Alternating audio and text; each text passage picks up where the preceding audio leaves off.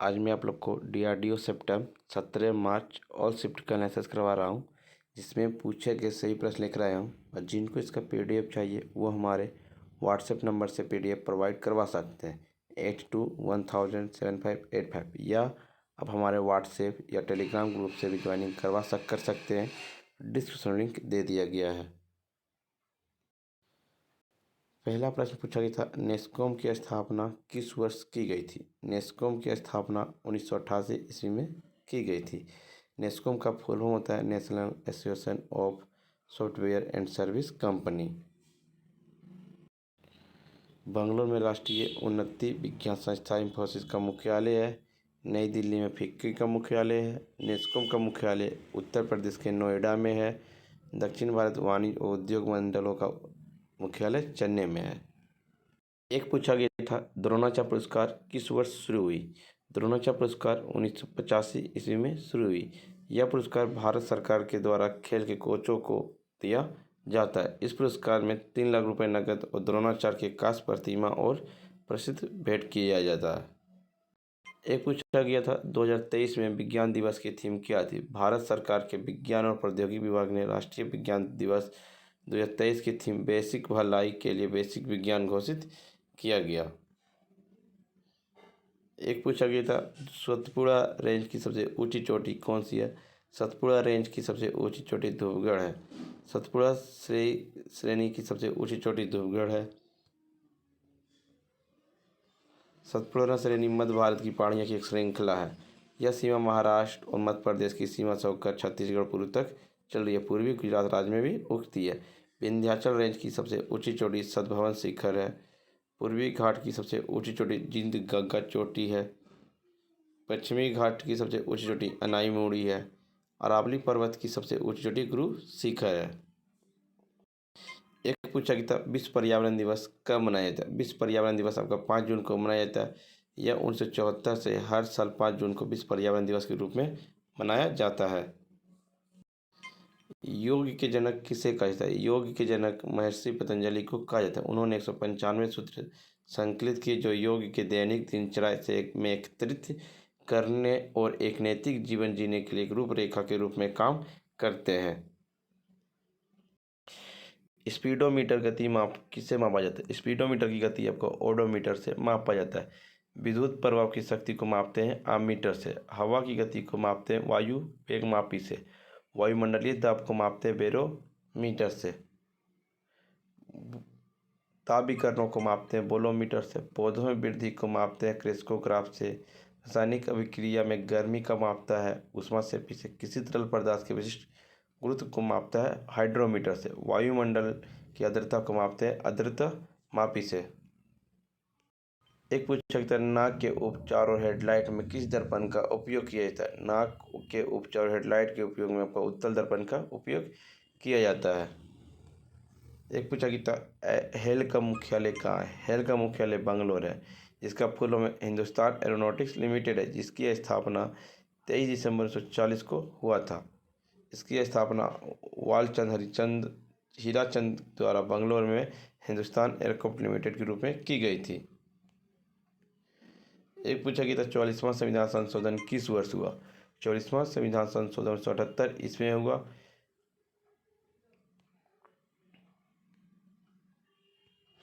राष्ट्रीय आपातकाल के संबंध में शस्त्र विद्रोह शब्द का आंतरिक अशांति से बदल दिया गया। कैबिनेट की लिखित सिफारिश पर राष्ट्रपति ने राष्ट्रीय आपातकाल की घोषणा की थी। संपत्ति के अधिकार को केवल कानूनी अधिकार बना दिया गया और इसे मौलिक अधिकार की सूची से हटा दिया गया। संपत्ति का अधिकार पहले अनुच्छेद 31 में था, लेकिन वर्तमान में अनुच्छेद 300 को में कर दिया गया। एक पूछा गया था, महाराष्ट्र के नए राज्यपाल किसे नियुक्त किया गया। महाराष्ट्र के नए राज्यपाल रमेश बैस को नियुक्त किया गया। केती पटनायक अरुणाचल प्रदेश के राज्यपाल है। लक्ष्मण आचार्य सिक्किम के राज्यपाल है। सीपी राधाकृष्णन झारखंड के राज्यपाल है। शिव प्रताप शुक्ल हिमाचल प्रदेश के राज्यपाल है। गुलाब चंद कटारिया असम के राज्यपाल है। एस अब्दुल नजीर आंध्र प्रदेश के राज्यपाल है। बीवी हरिचंदन छत्तीसगढ़ के राज्यपाल है। हंसुया उके मणिपुर के राज्यपाल है। एल गणेश नागालैंड के राज्यपाल है। पी चौहान मेघालय के राज्यपाल है। राजेंद्र अलेक्कर बिहार के राज्यपाल है। रमेश बैस महाराष्ट्र के राज्यपाल है। B D Mishra LG Ladakh के राज्यपाल है।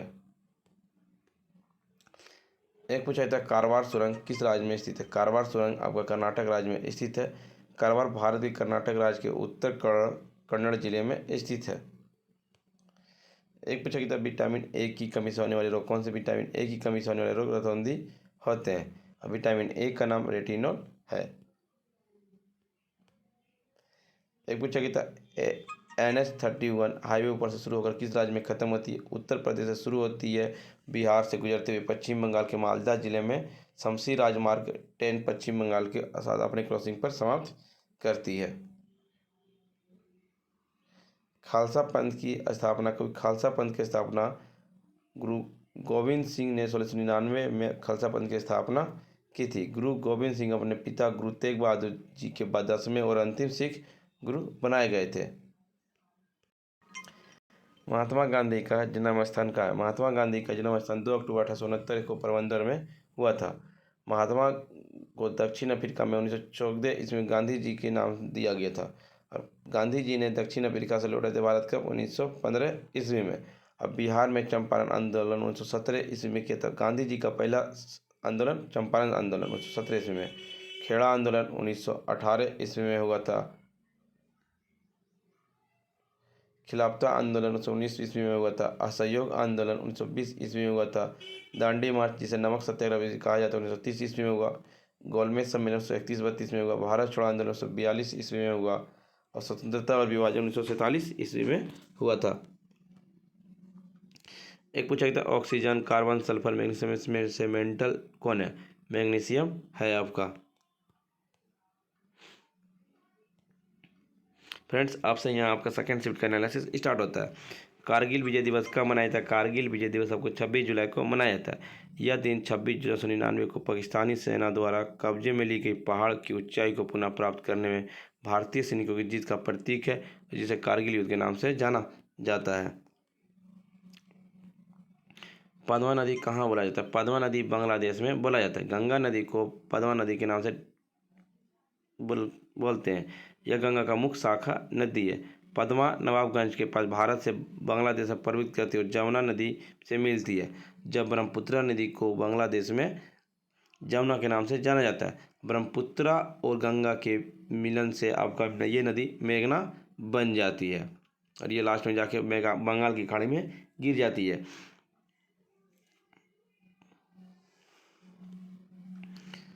असम के वर्तमान में राज्यपाल कौन है। असम के वर्तमान में राज्यपाल गुलाब चंद कटारिया हैं। एक पूछा गया 11वीं अनुसूची को किस संविधान संशोधन के द्वारा जोड़ा गया। 11वीं अनुसूची को 1992 में 73वें संविधान संशोधन के द्वारा जोड़ा गया। भारतीय संविधान में 11वीं अनुसूची में कुल 29 विषय थे। इसमें पंचायती राज दिवस भी मनाए जाते हैं 24 अप्रैल को। विश्व हिंदी सम्मेलन का विश्व हिंदी सम्मेलन पहला नागपुर भारत में 1975 ईस्वी में हुआ था। विद्युत धारा की ऐसा ही मात्रक है। विद्युत धारा की ऐसा ही मात्रक एम्पीयर होता है। कैंडला ज्योति तीव्रता का ऐसा ही मात्रक है, इसका प्रतीक सीडी है। केल्विन ताप का ऐसा ही मात्रक है, इसका प्रतीक के होता है। मोल पदार्थ की मात्रक है, इसका प्रतीक मोल होता है। सांची स्तूप का पुनर्निर्माण किसने करवाया। सांची स्तूप का पुनर्निर्माण पुष्यमित्र शुंग ने करवाया था। सांची स्तूप अशोक के द्वारा निर्मित बौद्ध परिसर है। यह मध्य प्रदेश के रायसेन जिले में स्थित है। इसे भारत की सबसे पुरानी पत्थर की संरचना मानी जाती है। इसे 3री शताब्दी ईसा पूर्व में मौर्य सम्राट अशोक के द्वारा डिजाइन किया गया था। यह यूनेस्को की विश्व धरोहर स्थल में भी शामिल है। सांची स्तूप को 100-200 रुपये के नोटों में भी मानचित्र बनाया गया है। एक पूछा गया था भारत जोड़ो यात्रा कितने राज्यों में की गई थी। भारत जोड़ो यात्रा 7 सितंबर 2022 को कन्याकुमारी से शुरू हुई। यह 3570 किलोमीटर लंबी और 150 दिवसीय नॉन स्टॉप पद यात्रा होगी, जो देश भर के 12 राज्यों 2 केंद्र शासित प्रदेश को कवर करेगी। एक पूछा गया था नेट बॉल में कितने प्लेयर होते हैं। नेट बॉल में आपका 7 खिलाड़ी होते हैं। वॉलीबॉल में 6 खिलाड़ी होते हैं। बैडमिंटन में सिंगल्स में 2 और डबल्स में 4। फुटबॉल प्रत्येक में 11 खिलाड़ी होते हैं। खो खो में आपका 9 होता है। नेटबॉल में 7, रग्बी फुटबॉल में 15, टेबल टेनिस में 2, वाटर पोलो में 7, कबड्डी में 7, रग्बी चैंपियन कौन बना? दक्षिण अफ्रीका टीम ने तीसरी बार रग्बी विश्व विजेता बन चुकी है। शनिवार को खेले गए फाइनल इंग्लैंड को 32-12 से समाप्त देते हुए दक्षिण अफ्रीका ने खिताब अपने नाम किया है।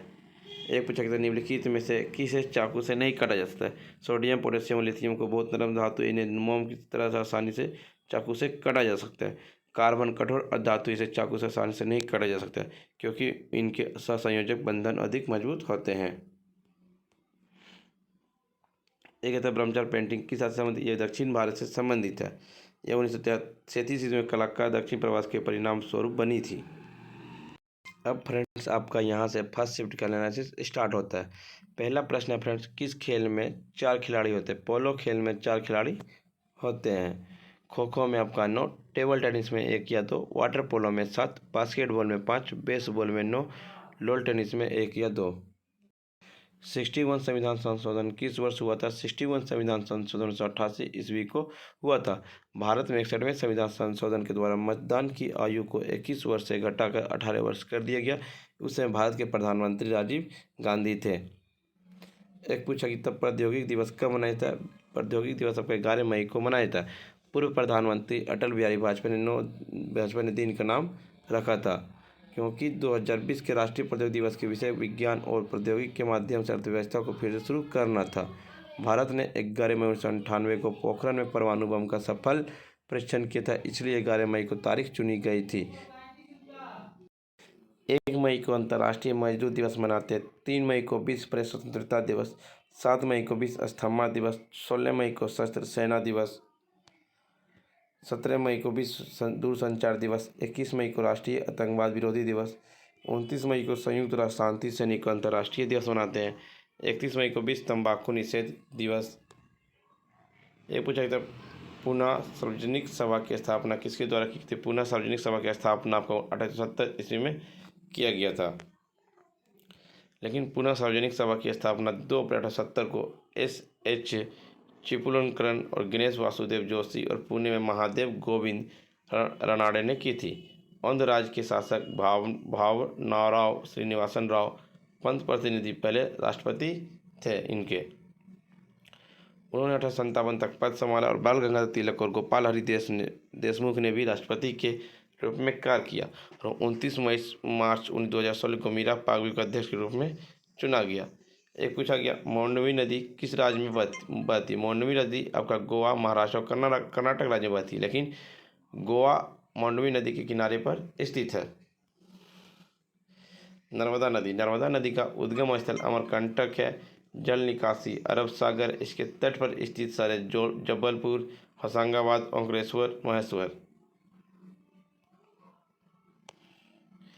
एक आपका पूछा जाता है तापी नदी का उद्गम स्थल सतपुड़ा रेंज है।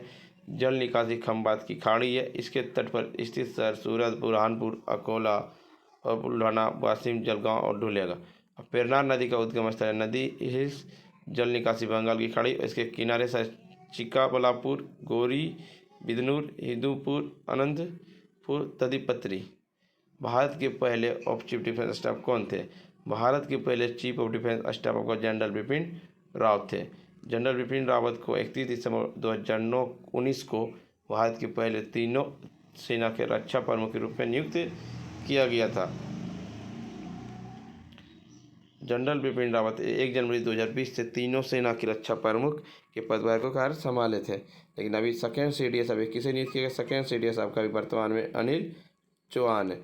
फ्रेंड्स वीडियो पसंद आ रही तो लाइक शेयर सब्सक्राइब जरूर करें। एक पूछा गया था झारखंड के राज्यपाल कौन है वर्तमान में? झारखंड के राज्यपाल CP राधाकृष्णन है। जनरल केवल त्रिविक्रम पटनायक अरुणाचल प्रदेश के राज्यपाल बनाए गए। फ्रेंड्स मैं आप जिनका भी आज के शिफ्ट में एग्जाम है वो राज्यपाल का प्रश्न पढ़ के ही एग्जाम में एनालिसिस करवा दिया हूँ आगे के वीडियो में। BCCI का मुख्यालय कहाँ स्थित है? BCCI का मुख्यालय मुंबई। इसकी स्थापना 1928 ईस्वी में किया गया था। और ICC की स्थापना कब? ICC की स्थापना 1909 ईस्वी में हुआ। इसका जो मुख्यालय है ICC का दुबई में स्थित है। भारत का शेक्सपियर किसे कहा जाता है? भारत का शेक्सपियर आपको कालिदास को कहा जाता है। वह एक सांस्कृतिक प्रतिष्ठित लेखक थे। वे प्राचीन भारत के सबसे महान संस्कृति कवि के नाटकीय लेखक थे। उन्हें अभिज्ञान शाकुंतलम, कुमार संभवम, मेघदूतम, महाकाव्य लिखे हैं।